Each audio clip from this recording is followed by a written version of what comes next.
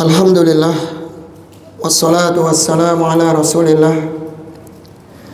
wa ala alihi wa sahbihi wa man walah, wa la hawla wa la quwwata illa billahi amma ba'du. Baik, ikhwah sekalian rahimani wa rahimakumullah. Alhamdulillah, di malam hari ini Allah Subhanahu wa ta'ala kembali pertemukan kita bersama-sama melanjutkan pelajaran bahasa Arab. Di antara nasihat dari para ulama kepada tulabul ilm terkhusus yaitu al-hadru al-ma'asi. Hendaknya kita seorang talibul ilmi setelah memperbaiki niat kita semata-mata mencari wajah Allah Azza wa Jal dalam belajar, maka yang perlu kita perhatikan ikhwah, jauhilah perbuatan maksiat. Ya, seorang talibul ilmi harus menjauhi perbuatan maksiat, karena maksiat ini merupakan sebab kegelapan dalam hati kita. Jadi hati kalau penuh dengan perbuatan maksiat maka akan menghitam. Diletakkan nuktah-nuktah hitam dalam hatinya, sehingga ketika nuktah titik hitam itu memenuhi hatinya, maka hati itu menjadi keras sehingga akan jauh dari ketaatan. Dan juga maksiat ini merupakan kegelapan nanti di alam kubur. Oleh sebab itu ikhwan, mungkin di antara sebab kita susah dalam menghafal, sulit dalam memahami pelajaran, berat dalam melakukan ketaatan, ini disebabkan karena perbuatan maksiat. Ya, Nabi Adam alaihi salam tatkala bermaksiat kepada Allah Subhanahu wa taala, Allah keluarkan dari surga. Fa asa Adamu rabbahu faghwa. Nabi Adam bermaksiat kepada Rabbnya, maka dia tersesat, tergelincir. Karena maksiat ini merupakan peperangan syaitan. Ya, syaitan memerangi kaum muslimin dengan perbuatan maksiat. Dan kita pernah mendengar juga bagaimana Imam Syafi'i rahimahullahu ta'ala yang hafal kitab Muwatta hanya dalam waktu 2 minggu ikhwan. Tahu kan kitab Muwatta? Kumpulan kitab hadis karya Imam Malik. Itu hanya 2 minggu beliau selesaikan. Itu saja beliau sangat hati-hati. Ketika melewati pasar, beliau menutup telinganya, karena saking kuat hafalan beliau. Ya, khawatir apa yang dia dengar dari orang-orang pasar itu masuk dalam pikirannya dan susah untuk dikeluarkan. Beliau itu paling gampang menghafal. Maka beliau jaga benar hafalan beliau dari hal-hal yang berbau maksiat. Nah, di zaman sekarang ini kita sangat dimudahkan sekali ya dalam melakukan maksiat. Fitnahnya sangat besar, ujiannya lebih berat ya kawan. Ya, lebih berat. Maka sepantasnya bagi kita seorang talibul ilmi harus lebih hati-hati lagi dan waspada. Semoga ilmu yang kita pelajari ini benar-benar berkah, ia mendapatkan ridha dari Allah Subhanahu wa taala, dan kita termasuk hamba-hamba yang dimudahkan dalam mencari ilmu. Baik ikhwan, kita akan lanjutkan pelajaran terkait masalah isim ditinjau dari perubahan harokat akhir, yaitu isim mabni dan isim mu'rab ya. Kemarin kita sudah sampai pada isim syarat. Sudah selesai belum ya kawan? Selesai mas ya? Belum? Tinggal satunya. Tinggal ayu ya mas ya. Baik. Jadi kita ulangi sedikit mas ya. Isim syarat itu apa? Isim yang membutuhkan fi'il syarat dan jawab syarat dalam satu kalimat.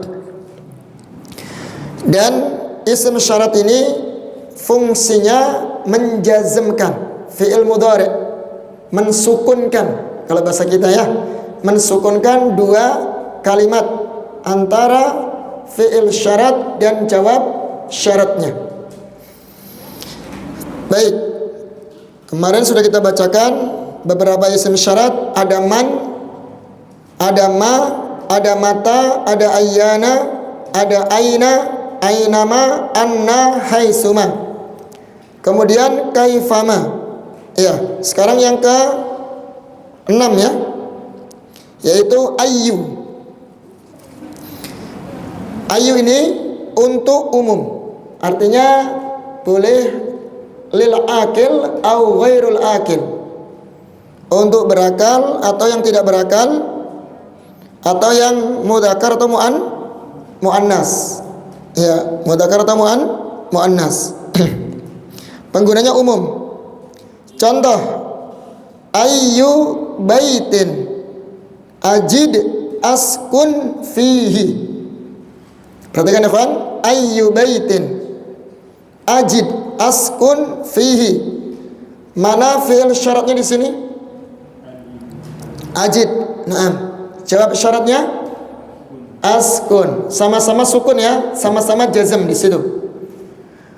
Rumah apa saja yang saya dapati, ya, rumah apapun, rumah apa saja yang saya dapati, ajid itu saya dapati, askun fihi, saya akan tinggal di dalamnya.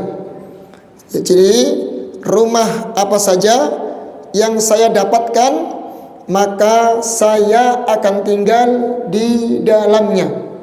Ini ya. Di sini ya kawan, Anda melihat, baca di bawahnya, kata ayyu taghyirnya mu'rab, bukan mabni.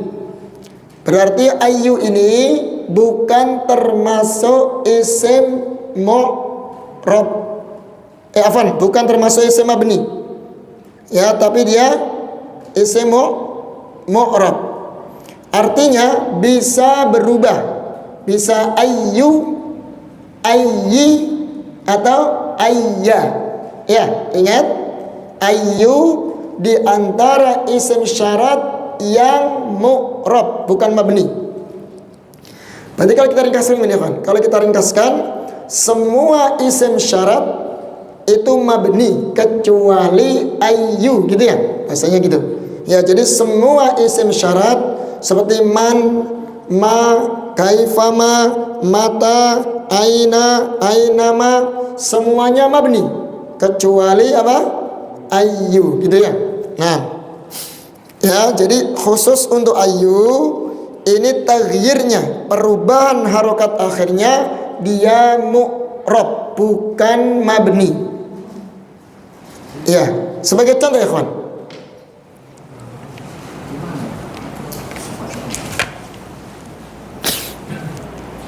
dia kalau kemasukan huruf jar berarti harus kasroh.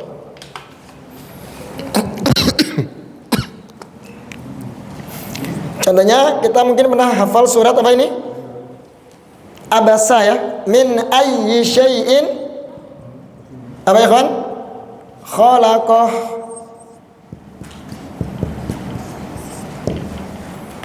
Dari apa dia diciptakan? Ya, dari apa Allah Subhanahu wa taala menciptakan dia? Lihat ayyu di sini ya kawan. Kasroh kan? Berubah kan? Bisa ayyu, bisa ayya, bisa ayyi. Ini mu'rab namanya ya. Mu'rab itu berubah-ubah harokat akhirnya. Nah, di sini kasroh atau jer ya, atau jer bahasa kita, bahasa nahwunya. Kenapa? Karena ada huruf jer. Ini sebabnya karena min. Kalau mabni kan sekalipun diawali huruf jer ya, tetap satu kata, nggak pernah berubah harokatnya. Kayak hada, mau dikasih min depannya min hada, ya tetap hada, nggak berubah min hadi, ya Pak ya. Itu namanya mabni yang seperti itu.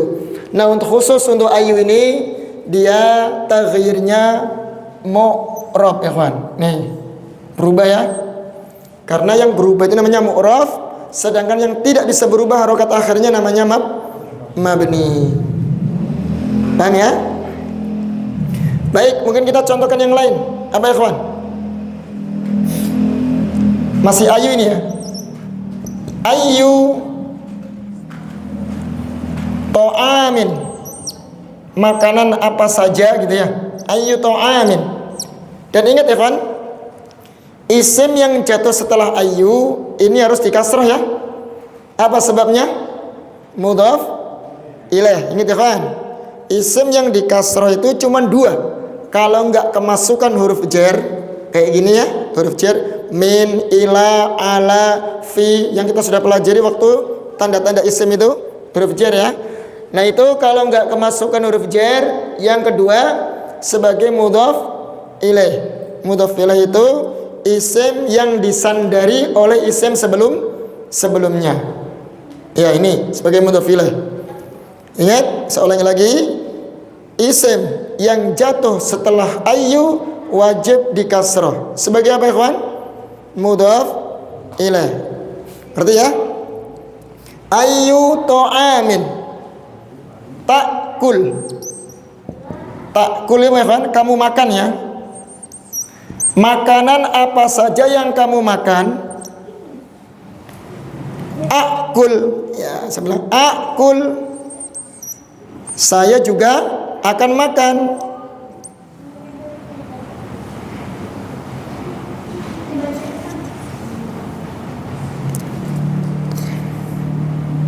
Akul gitu ya. Ya, ayu ta'amin takul akulu bihi.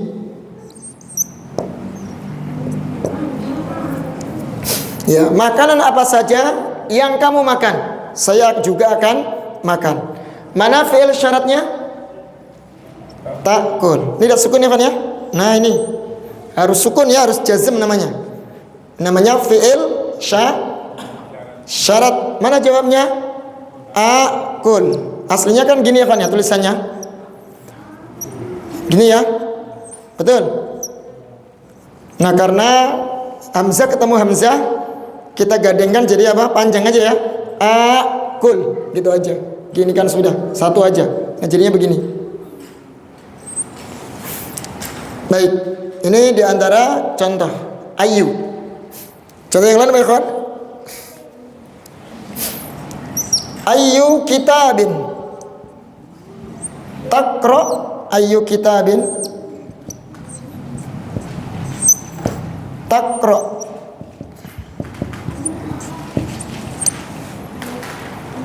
Tastafid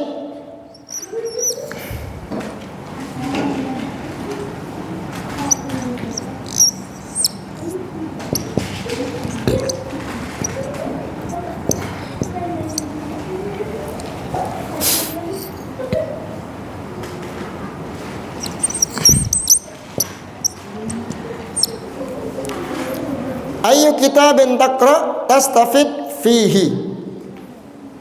Kitab apa saja yang kamu baca, takra kamu baca ya. Nita ini kamu ya, kamu baca. Tastafid fihi, kamu akan mendapat faedah, manfaat di dalamnya. Ya. Mana fi'il syaratnya? Takra. Ini kan tadi takul, ini takra. Nah, sukun ya kan ya? Mana jawab syaratnya? Tastafid. Nah, ini sama kayak kemarin mas ya, ada fi'il syarat, ada jawab syarat. Antum terjemahkan sendiri ya. Kitab apa saja yang kamu baca, tastafid fihi, kamu akan mengambil manfaat atau faedah di dalamnya. Mungkin contohnya 2 cukup ya Fan ya. Cukup lah ya. Kan yang di buku 1. Jadi intinya apa? Isim syarat itu butuh 2 fiil. Yang pertama disebut dengan fiil syarat. Yang kedua dengan jawab syarat dalam satu konteks kalimat. Ya. Khusus untuk ayu, perhatikan. Ini bukan isim mabni, tapi apa isim? Mu'rab.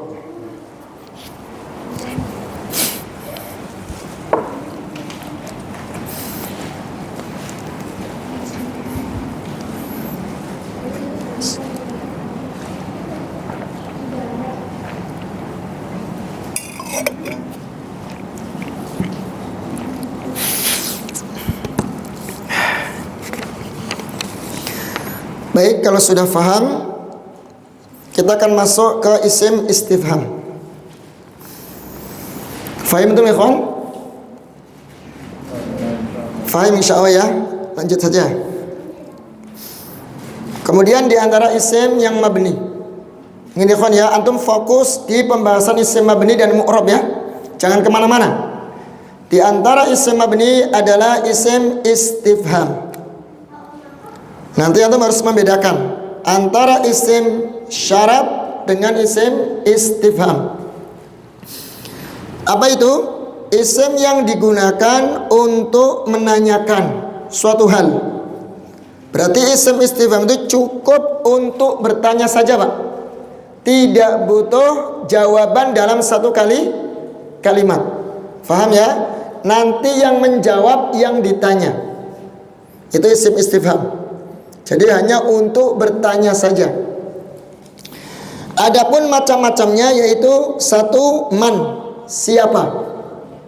Contoh, man rabbuka, siapa Rabbmu. Nah, bertanya doang ya. Fungsinya hanya untuk bertanya istifham. Kata tanya kalau bahasa Indonesianya. Ya, kata tanya. Ini pakai man juga. Bedakan ya dengan yang syarat. Kalau man syarat butuh fi'il syarat dan jawab syarat. Kalau ini lebih simpel, cukup bertanya saja. Man anta, siapa kamu? Man abuka, siapa bapakmu? Kan begitu. Ya. Man fil bait, siapa yang ada di dalam rumah? Man fil masjid, siapa yang ada di dalam masjid? Nah, cukup bertanya saja. Ya. Kemudian di sini man nabiyuka, siapa nabimu? Itu Pak ya, siapa nabimu? Nah, ini namanya isim istifham. Ingat ya, man di sini isim ya, bukan huruf, bukan fiil. Bukan huruf, bukan fiil. Dia isim istifham, yaitu fungsinya untuk kata tanya. Mudah insya Allah Mas ya. Ini mudah ya. Kalau mudah lanjut aja. Apalagi Pak contohnya Pak?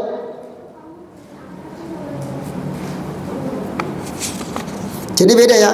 Kalau man jadda wajada itu apa? Isim syarat. Kalau man anta isim istifham. Beda kan ya? Beda. Jadi kalau syarat itu tadi apa? Butuh isim syarat, butuh fi'il syarat dan jawab syaratnya. Sedangkan istifham dia tidak butuh, cukup bertanya saja. Ya, cukup untuk menanyakan saja. Baik, mudah insya Allah ya. Yang kedua ma, sama, ada ma juga di sini. Artinya apa? Wa ma dinuka. Apa agamamu? Apa agamamu? Ini ya kawan. 3 pertanyaan inilah yang nanti akan ditanyakan di alam kubur. Makanya beliau Syekh Muhammad bin Abdul Wahab menulis kitab yang berjudul Usul Salasah. 3 landasan utama. Maksudnya ini nih, 3 landasan ini. Mengenal Rabb, mengenal Nabi kita Muhammad, mengenal agama Islam. Kenapa ya kawan? Karena 3 pertanyaan inilah yang pertama kali akan ditanya nanti di alam kubur. Ya, dan kita semuanya akan merasakan nanti. Ketika kita dimasukkan ke liang kubur, maka Allah utus datang 2 malaikat. Ya, dua malaikat yang bernama siapa? Munkar dan Nakir. Dengan berwajah sangat serem ya kawan, dalam sebuah hadis. Hitam, gelap, ya. Dan dia membawa pemukul. Bawa pemukul. Dan akan ditanya nanti. Dan pertanyaan ya kawan, perhatikan. Pertanyaannya bukan sekedar hafalan ini ya. Kalau hanya hafalan, orang kafir pun hafal insya Allah. Bisa dipersiapkan. Ini pertanyaannya adalah konsekuensi dari amaliyah ketaatan yang benar-benar kita lakukan di dunia. Paham maksudnya ya? Jadi apakah sudah benar tauhid kita kepada Allah ketika di dunia? Kalau tauhid kita benar kepada Allah, maka insya Allah kita akan menjawab ketika ditanya man rabbuka, siapa Rabbmu, maka akan Allah mudahkan lisan kita menjawab Allah. Wa ma nabiyuka, wa man nabiyuka, siapa nabimu? Kalau benar-benar kita di dunia menjalankan sunnah-sunnah Nabi alaihi salatu wassalam, mengagungkan sunnah beliau, ya, tidak pernah melecehkan sunnah beliau, mengagungkannya dengan sebenar-benarnya dan diamalkan sunnah-sunnahnya, maka kita akan bisa menjawab Nabi Muhammad, ya, tidak melakukan perbuatan bid'ah dalam urusan agama, maka itu akan menjawab. Kemudian juga tentang Islam, ditanya wa ma dinuka, apa agamamu? Jadi kalau kita agama kita benar-benar kuat ketika di dunia, kita menjalankan syariat Islam dengan sebaik-baiknya, menjadi hamba yang mentaati ajaran Islam, mengagungkan syiar-syiar Islam, insya Allah akan Allah mudahkan lisan kita untuk menjawab agamaku adalah Islam. Ini ya, jadi bukan sekedar hafalan. Jawabannya adalah menunjukkan konsekuensi kita, bagaimana bukti kita ketika di dunia. Apakah benar-benar kita mentauhidkan Allah? Apakah sudah benar kita mencontoh Nabi alaihi salatu wassalam, tidak melakukan perbuatan bid'ah? Dan apakah sudah benar agama yang selama ini kita jalankan? Itu yang akan menjawab nanti. Ya. Maka Nabi kita alaihi salatu wassalam ketika di pengkuburan salah seorang sahabat Ansar, beliau mengatakan kepada para sahabat, istaghfiru li akhikum fa innahu al-ana yus'al. Mohon ampunkanlah untuk saudara kalian ini, karena sekarang dia sedang ditanya. Ya, kemudian Nabi mendoakan juga wasabbit, semoga Allah menguatkan, memudahkan lisannya untuk menjawab pertanyaan malaikat Munkar dan Nakir. Yusabbitullahu alladhina amanu bil qawli tsabiti fil hayatid dunya wa fil akhirah. Allah akan memantapkan ya lisan menjawab pertanyaan malaikat Munkar dan Nakir ketika di alam akhirat. Itu ya kawan ya. Itu di antara petunjuk beliau agar mendoakan si mayit supaya dimudahkan lisannya untuk bisa menjawab pertanyaan malaikat, dan kita juga dianjurkan untuk memohonkan ampun untuk si mayit. Ya, jadi nggak ada ya kawan ya kita minta kepada si mayit, nggak ada. Justru kita yang mendoakan, yang masih hidup mendoakan, bukan kita yang masih hidup minta hajat kepada si mayit. Jangan dibalik ya, jangan dibalik. Baik, ini ya kawan ya. Maka penting ini. Jadi kitab usul salasah itu ya harus ya bagi seorang muslim mempelajarinya, dianjurkan untuk mempelajarinya. Minimal ya kan, kenal siapa Rabb kita, siapa Nabi kita, apa agama Islam itu yang sebenarnya harus kita pahami. Karena ini yang akan ditanyakan nanti di alam kubur. Pertama kali Pak, bukan pelajaran matematika Mas, bukan.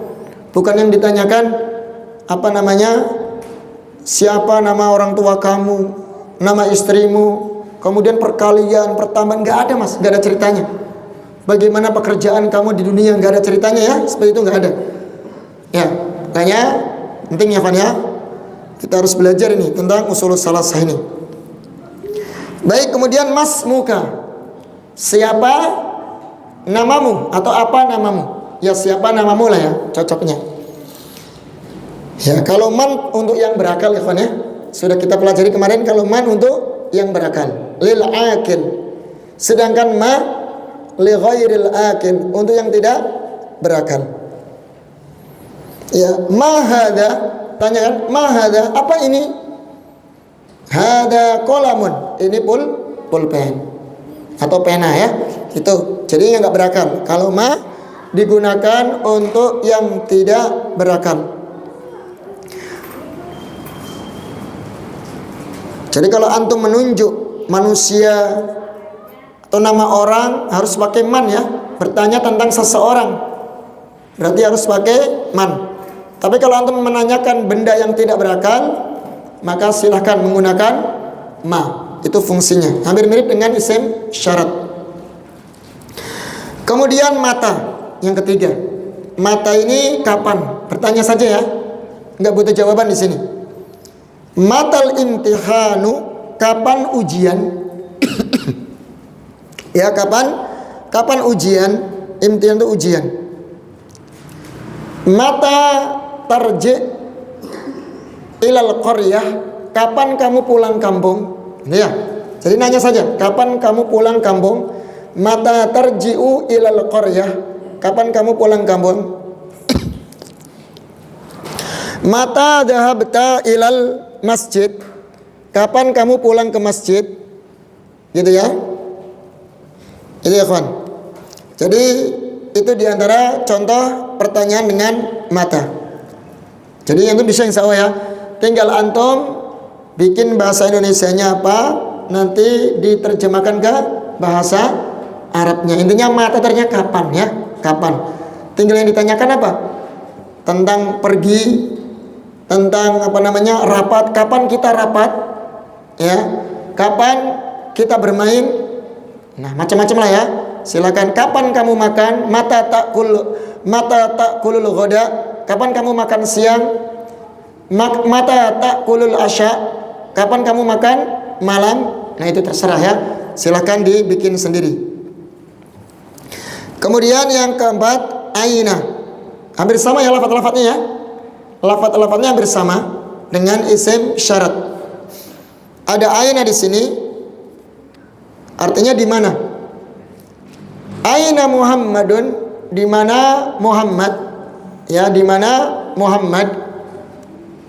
Aina anta, di mana kamu? Aina Fatimah, di mana Fatimah? Ainal kitab, di mana kitab? Ya, kitabnya di mana? Aina mindil, di mana? Mindil ya kan, mindilun apa ini? Tisu ya, ya tisu. Nah, silakan dikiaskan dengan kalimat-kalimat yang lain. Intinya untuk menanyakan apa namanya tempat ya, aina ini di mana tempat.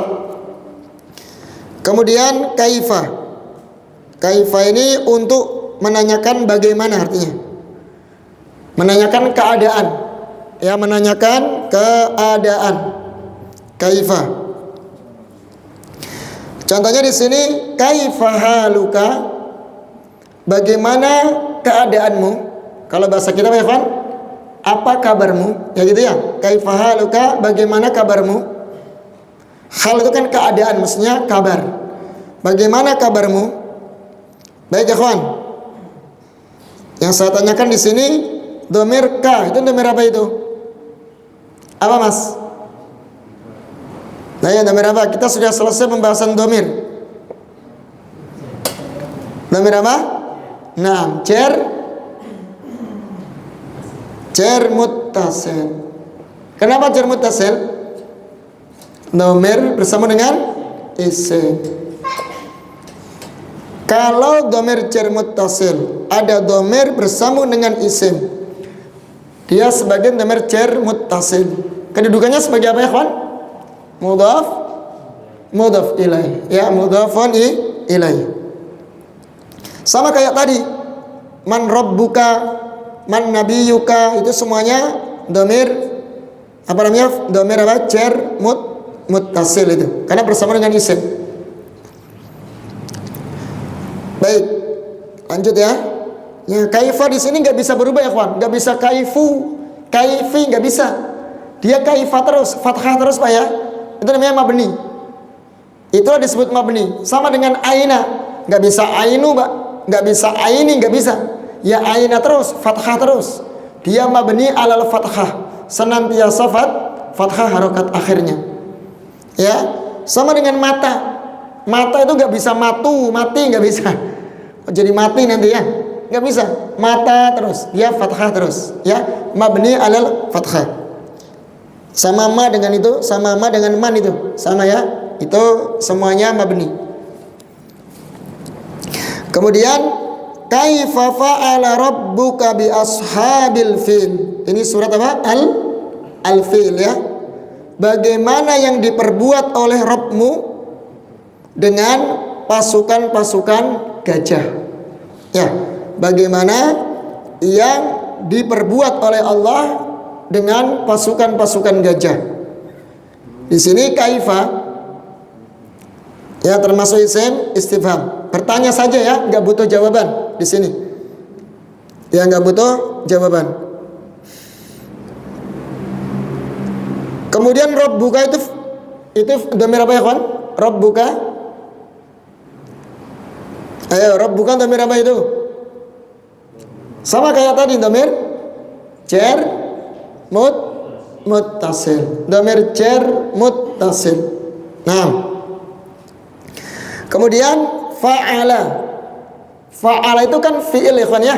Fa'ala yaf'ulu fa'lan ya. Kita sudah hafalkan ya. Baik. Fa'ala itu kan fi'il.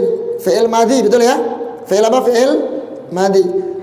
Yang saya tanyakan sekarang mana fa'ilnya? Subjeknya mana?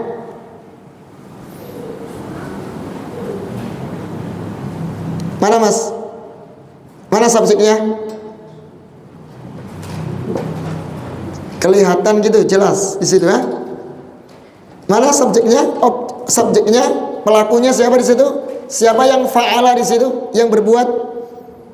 Ya Rabbuka itu masih Rabbu itu dia rofa dhammah sebagai fa'il atau subjeknya.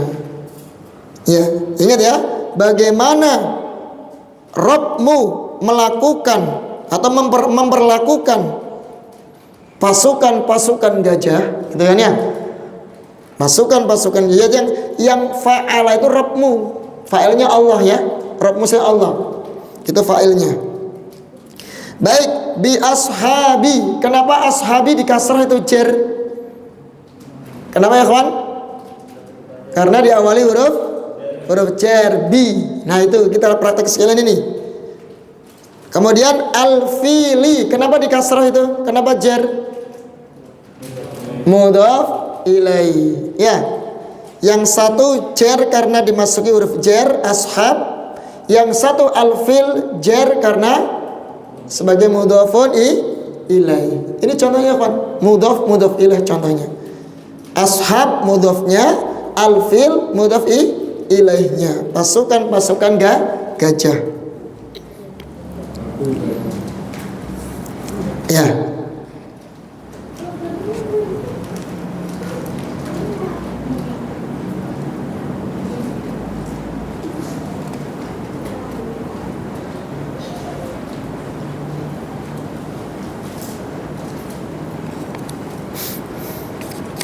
Nah, melanjut ya kawan ya. Ini mudah insya Allah ya. Mudah ya. Hanya untuk bertanya saja.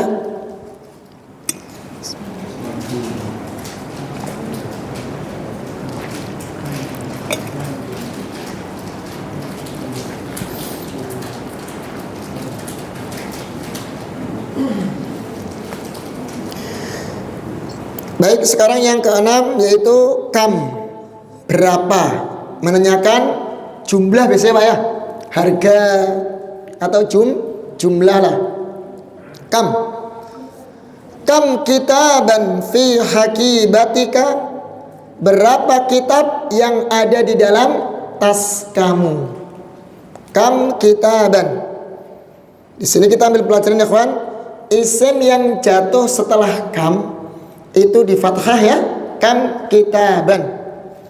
Ya, berapa jumlah kitab? yang ada di dalam tasmu. Hakibah kan tas, ya, tas kamu. Nah, kam di sini mabni ya, nggak boleh kamu, kami, nggak bisa. Kam terus sukun dia ya kan, senantiasa sukun, mabni ala sukun.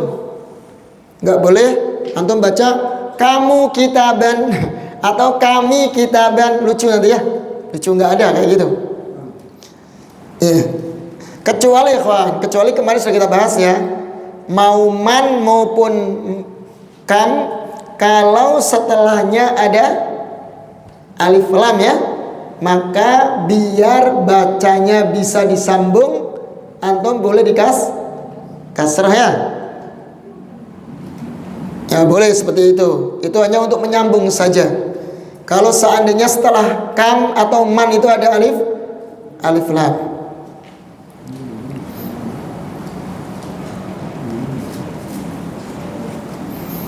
Apa contoh yang lain?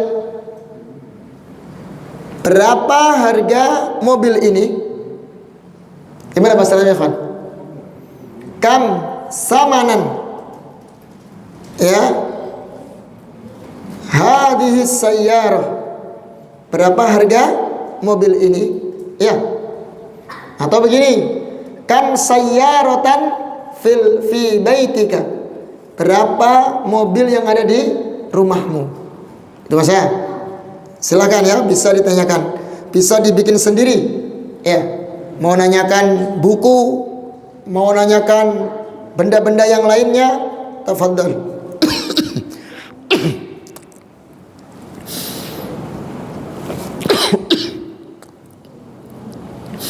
Kam qalaman alal maktab.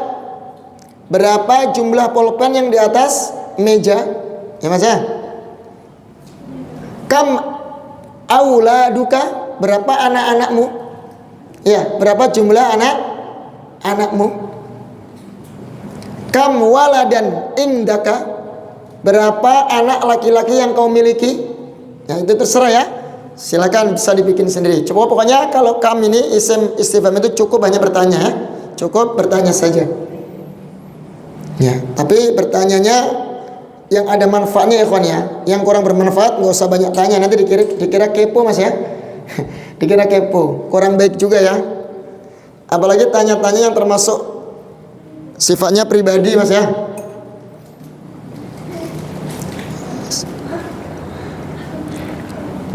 Yang sekiranya memang antum butuhkan pertanyaan, silakan ditanyakan. Kalau emang enggak ya jangan ya.